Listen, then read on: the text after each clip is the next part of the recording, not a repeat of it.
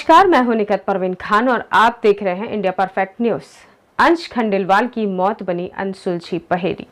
Police की जांच से असंतुष्ट परिवारजन, शहरवासी आक्रोशित, निकाला candle march. Rajnandgaon Puranaganj line Balaji electrical के संचालक श्री राजेश खंडेलवाल के सुपुत्र अंश खंडेलवाल, जो कि 28 अक्टूबर को दोपहर 2 बजे से घर से निकला और देर रात तक घर नहीं पहुंचने पर परिवार वालों की चिंता बढ़ी और उन्होंने अंश खंडेलवाल की खोजबीन शुरू की। खोजबीन का सिलसिला 7 दिनों तक लगातार चलता रहा। 4 नवंबर को परिवारजनों को पुलिस के द्वारा सूचना दी गई कि फरज चौक में एक शव बरामद हुआ है। शव के नजदीक अंश की चाबी और मोबाइल मिलने के आधार पर शव की पहचान अंश खंडेलवाल के रूप में की गई। खबर मिलते ही पूरे शहर में सनसनी फैल गई। परिवारजनों का मानना है कि निकला था, दोस्त के यहाँ जा रहा हूँ बोल के निकला। उस दिन के बाद वो 4:30-5 बजे के आसपास मैंने फ़ोन लगाया तो फ़ोन नहीं उठाया। रात के 9:50 तक उसका फ़ोन चालू था। जब तक उसको रिंग करते गए तो उसने फ़ोन नहीं उठाया। 9:50 के बाद फ़ोन बंद हुआ तो सुबह हम 5:30 बजे के लगभग फ़ोन फिर से चालू हुआ। 3-4 रिंग गई, मेरे बेटे के द्वारा और मेरे भतीजे के द्वारा रिंग गई। उसके बाद फ़ोन स्विच ऑफ हुआ। उसके बाद फ़ोन चालू नहीं हुआ। ये पुलिस थाने में FIR दर्ज की गुमशुदगी की। उसके बाद भी पुलिस से भी रिक्वेस्ट की गई डॉग स्क्वाड के लिए, जहाँ रात की 11:30 बजे के लगभग उसकी गाड़ी मिली फरज चौक में ब्रिज के नीचे। तो हमने पुलिस से मांग की कि वहाँ से गाड़ी के पास से डॉग स्क्वाड से सर्चिंग की जाए। तो पुलिस ने उस चीज़ में भी ज़्यादा काम नहीं किया और ना ही कोई सर्चिंग की, ना वहाँ आसपास के लोगों से पूछताछ करी। हमने पुलिस से ये भी मांग किया कि कम से कम सर्चिंग तो अच्छे से की जाए। तो 8 दिन तक जो भी कारण हो उन्होंने क्यों नहीं किया अपने को नहीं मालूम, उन्होंने कोई कार्रवाई नहीं की। और 8 दिन बाद अचानक वही जगह गाड़ी से मुझसे 300-400 मीटर दूर अंश की बॉडी मिली। वो पुलिस वालों को कहना है कि अंश की बॉडी है। तो मैं स्पॉट गया था तो वहाँ अंश का मोबाइल और चाबी मुझे मिला, मतलब मैंने माना, और मैंने वहाँ ऑन द स्पॉट बोला कि मेरे को अंश की बॉडी नहीं लग रही है। तो उसके बाद पुलिस वालों ने वहाँ पर ही सब जितने भी पुलिस वाले थे उनने एक सुर में एक ही चीज़ बोला कि ये तो आत्महत्या है। जबकि न पोस्टमार्टम हुआ था न कुछ हुआ था। उसके पहले ही उन लोगों ने मतलब अपने मन से उसको आत्महत्या घोषित करने की कोशिश करी। प्लानिंग जो भी प्लानिंग रहा, जो भी रहा उनका होगा। उसके बाद बॉडी को लोग ने दबावपूर्वक मतलब 8 दिन की बॉडी हो गई है तो नहीं रख पाएंगे, नहीं तो उसको हम लावारिस शो करके चला देंगे करके हमारे यहाँ पोस्टमार्टम करके भेजा गया। पोस्टमार्टम रिपोर्ट में भी स्पष्ट नहीं है, ड्यू टू बर्न लिख के आ रहा है। ड्यू टू बर्न मतलब उसको जलाया भी जा सकता है, कोई ऐसा नहीं है। और मैं जहाँ तक समझता हूँ कि कोई भी अपने आप को आग लगाएगा तो वो चीखेगा, चिल्लाएगा, दौड़ेगा, भागेगा, तो कोई तो देखेगा। अगर वो बोलते हैं कि 28 तारीख के दोपहर 2:30-3 बजे की हादसा है तो ऐसा तो नहीं चालू रोड है, कोई तो देखेगा उस चीज़ को, कोई तो देखेगा या भागेगा। वो बच्चा भी वहाँ कुछ दौड़ने भागने का निशान नहीं था, कुछ नहीं था। और जिस जगह पे थी वहाँ कांटे के झाड़ और वो थी और मोबाइल और चाबी को ऐसा सजाया गया और बॉडी ऐसी तिरछी मिली। और ना कि 3-4 दिन तक हम तो वहीं पर घूम रहे थे सब, भरत चौक तक ये भी गया था, हम सब घूम रहे थे। तो भाई 4 दिन तक कुछ रहता तो बदबू आती, कुछ तो होता। और लोग चालू रोड कुछ देखता तो सही। ऐसा कर ही नहीं सकता, मुझे जस्टिस चाहिए। आज मेरा बच्चा है, कल किसी और का भी हो सकता है। मुझे जस्टिस चाहिए, न्याय चाहिए और मेरा बच्चा आत्महत्या नहीं कर सकता। 100% श्योर हूँ मैं कि मेरा बच्चा आत्महत्या नहीं कर सकता। 101% उसके साथ कुछ न कुछ स्कैम किया गया है। वो बच्चा इस प्रवृत्ति का नहीं था। वो भगवान डेली मंदिर जाना, उसका रूटीन इतना क्लीन था। उसने उस दिन मुझसे 11:30 बजे तक बात की है बाकायदा। उसने मुझे पूरे ऑर्डर्स बताए, ये बताया मम्मी अपन कल ये ऑर्डर्स छोड़ने जाएंगे, कल मैं ये ऑर्डर छोड़ के आऊँगा, परसों ये ऑर्डर छोड़ के आऊँगा। इतनी सारी बातें उसने मुझसे की है 11:30 बजे से लेकर 12 बजे तक फ़ोन में। तो मैं कैसे मान लूँ कि वो आत्महत्या कर सकता है। उसने पहले दिन अपनी बड़ी मम्मी से डीमार्ट जा रही थी तो अपने लिए मैगी का पैक मंगवाया है सर। तो कैसे मैं मान लूँ कि वो आत्महत्या कर सकता है? किसी हालत में वो आत्महत्या नहीं कर सकता। शादी में जाने की तैयारी कर रहा था, उसकी बुआ जी के यहाँ शादी थी तो उसकी तैयारी कर रहा था वो सर। जगह कुछ उथल पुथल नहीं, प्लेन जगह पे से प्लांटेड किया गया है, तो ये चीज कैसे बोल सकते हो आप लोग कि मेरे बच्चे ने आत्महत्या किया है?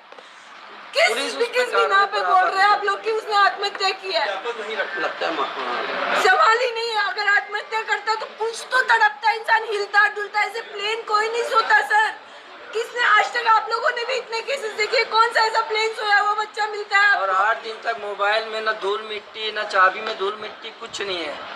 तो लग रहा है कि मोबाइल मतलब बॉडी को कोई और मार के यहाँ पर लाके फेंका, जलाया गया। 9 दिन के उपवास बिना चप्पल वो रहता था। ये पहला साल नहीं, कई सालों से आज वो नवरात्र कर रहा है। डोंगरगढ़ गया वो बच्चा, पंचमी के दिन वो डोंगरगढ़ गया था, बिना चप्पल वो जाता है सर। गर्मी की वो नवरात्र चाहिए वाली, बिना चप्पल जाता है। इतना भावनात्मक, इतना हर उस सामाजिक कार्यक्रम में वो एक्टिव रहता है बच्चा। वो कहीं से कहीं उसको कोई प्रॉब्लम नहीं थी, कहीं कुछ नहीं था। वो मेरे से इतना जुड़ा हुआ था कि हर पल उसका रूम और मेरा किचन जुड़ा हुआ है। हर पल, हर 5 मिनट बाद मेरी उससे बात होती है। हर 5-5 मिनट में मैं और वो इतने कनेक्टेड थे सर। वो कर ही नहीं सकता। जो भी हुआ है उसके साथ, हत्या तो हुई है उसकी। अब वो क्या है रीजन, वो पुलिस को जो है, पुलिस का सहयोग चाह रहे हैं और के मतलब त्वरित कार्रवाई करे और दोषियों को पकड़े। बच्चे को बाहर डाला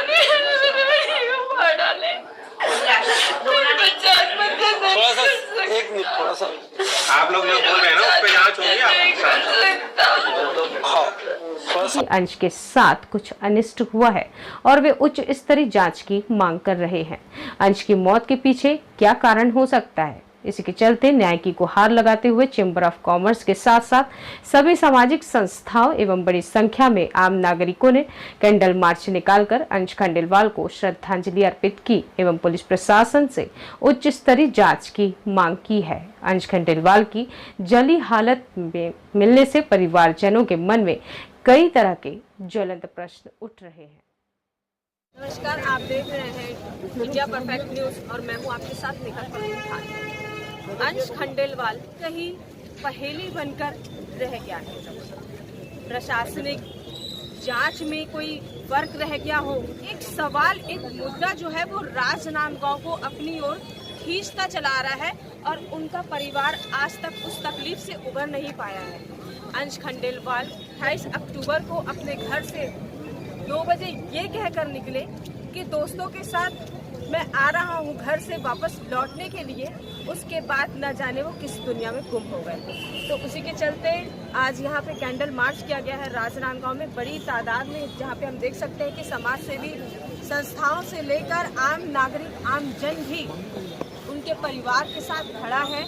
आज यहाँ पे जस्टिस फॉर अंश खंडेलवाल को लेकर, उसे इंसाफ मिले, उसे न्याय मिले को लेकर, और उम्मीद भी यही करते हैं कि न्याय ज़रूर मिलेगा। तो उनके पिताजी हमारे साथ मौजूद हैं। किसी बेटे के लिए उनके पिताजी से ये सवाल तो नहीं करना चाहिए कि क्या कहना चाहेंगे आप इस बारे में, क्योंकि कहने को कुछ अब रहा ही नहीं गया है। सर, फिर भी हम ये पूछेंगे आपसे कि जानेंगे कि आप क्या मांग करना चाहते हैं, क्या चाहते हैं आप प्रशासन से, क्या कहना चाहेंगे? निष्पक्ष जांच की जाए और दोषियों को जल्द से जल्द पकड़ा जाए। न्याय मिलना चाहिए।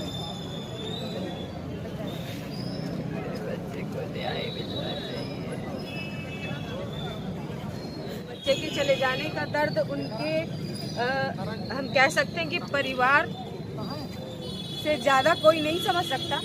चैम्बर ऑफ कॉमर्स के जिला अध्यक्ष शरद अग्रवाल सर से हम जानेंगे, सर क्या कहना चाहेंगे, क्या आप लोगों की कार्रवाई रहेगी इस मुद्दे को लेकर, इस मांग को लेकर? क्या चाहेंगे कि ऐसी घटना, ऐसी अप्रिय घटना या ऐसे किसी के भी बच्चे के साथ ना हो, ऐसा कुछ राजनांदगांव करेगा?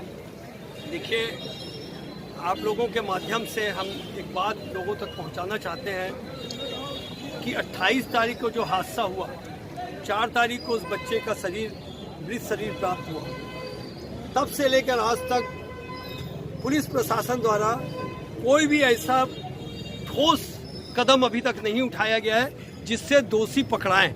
वो आज भी आज़ाद घूम रहे हैं। और ठीक है, हमने आज मौन जुलूस निकाला है। हमारा उन बच्चों को श्रद्धांजलि देना हमारा एक कर्तव्य बनता था। सुरेश जोशी का भी जिस तरह से हत्या की गई है, उस मामले को तो सुलझा लिया पुलिस ने, लेकिन ये जो मामला है इसको आज तक इससे पर्दा अभी तक नहीं उठ पाया है कि कौन अपराधी है, कौन है। चेंबर ऑफ कॉमर्स अपने व्यापारी भाइयों के साथ कंधे से कंधा मिला के खड़ा है और हम दबाव बनाएंगे पुलिस प्रशासन पे हमारा दबाव बनेगा और हम चाहेंगे कि सख्त से सख्त कार्रवाई हो ताकि इस घटना की पुनरावृत्ति इस शहर में ना हो। ये एक शांति प्रिय शहर है, संस्कार धानी इसको कहा जाता है, और वहाँ 15 दिन के अंदर में 2 ऐसी घटनाओं का होना ये अपने आप में बहुत ही शर्मनाक है। पुलिस प्रशासन के लिए बहुत ही शर्मनाक कृत्य है। आज तक अनसुलझे रहस्य कोई उस पर से पर्दा नहीं हटा पा रहा है। एक बहुत बड़ा प्रश्न चिन्ह लोगों के दिमाग में बना हुआ है।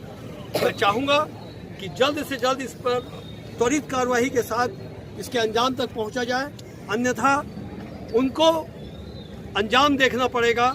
व्यापारियों के क्रोध का, इस शहर के लोगों के क्रोध का अंजाम देखना पड़ेगा। राजनांदगांव के एसपी ऑफिस में हमारे साथ मौजूद हैं एसपी मोहित गर्ग सर से हम मुलाकात करेंगे और मुलाकात करने के साथ साथ ये जानेंगे कि अंश खंडेलवाल जो कि एक पहेली बनकर रह गया है, जिसकी मौत, परिवार का कहना है कि वो बहुत ही अच्छा था, बहुत ही अच्छे स्वभाव में घर से निकला और अचानक से एक शव जला हुआ मिलने पर ये संदिग्ध बताया जा रहा है कि ये अंश खंडेलवाल नहीं है, ऐसा परिवार के द्वारा कहा जाता है। तो आज उसी के चलते हम एसपी सर से बात करेंगे। सर, क्या कहना चाहेंगे? परिवार का कुछ कहना है कि जितने भी जो भी मिलते हैं तो वो अंश से मैच नहीं करते हैं, ऐसा उनका कहना है। इसके चलते उन्होंने कैंडल मार्च भी निकाला और चैम्बर ऑफ कॉमर्स को लेकर प्रोटेस्ट भी किया।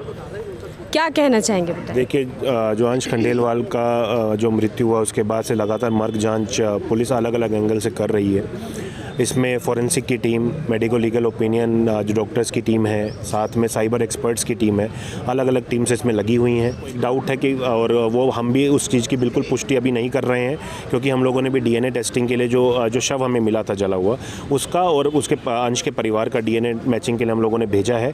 लेकिन जो शव हम लोगों ने इसमें साथ में अभी हम यही मान के चल रहे हैं कि क्योंकि हमें उसमें अंश की गाड़ी की चाबी, मोबाइल, वो सब मिला, परिस्थिति जो साक्ष्य हैं, जो सर्कमस्टेंशियल एविडेंस है, वो अभी तक इंडिकेट करता है कि वो पोटेंशियली अंश हो सकता है। तो उसको देखते हुए हम लोगों ने साइबर फॉरेंसिक टीम भी के साथ में जो हमारा रायपुर, दिल्ली और राजनांदगांव की जो साइबर टीम्स हैं उनको भी लगाया है। जांच जारी है, क्योंकि परिवार अभी भी पूरी तरह संतुष्ट नहीं है, उन्हें अभी भी कुछ डाउट है, जिसका हम लोग सम्मान करते हैं। और उनके उनको जो डाउट है, जो भी उन चीज़ों उनमें शक है, उन सब चीज़ों की जांच अभी भी जारी है। अभी भी हमने दोबारा अंश का फ़ोन को साइबर टीम के पास भेजा है। साथ ही जो डीएनए की टेस्ट की रिपोर्ट का भी अभी हम वेट कर रहे हैं, उसके बाद ही हम फाइनल रिपोर्ट इसमें सबमिट कर पाएंगे। अंश खंडेलवाल की जो मृत्यु है, या कह सकते हैं कि उनका यूं चले जाना एक शहर में आक्रोश का विषय है, क्योंकि अनसुलझी पहेली बनकर रह गया है, एक सवाल बनकर रह गया है कि आखिर ऐसा हुआ क्यों, ऐसा कैसे हो गया, जो कि किसी को पता भी नहीं चला और किसी के माँ बाप से, किसी के परिवार से उनका बच्चा भी छिन गया। इसके साथ मैं निकट परवीन खान, राजनांदगांव से। हमारा चैनल सब्सक्राइब, लाइक, शेयर करें और बेल बटन दबाना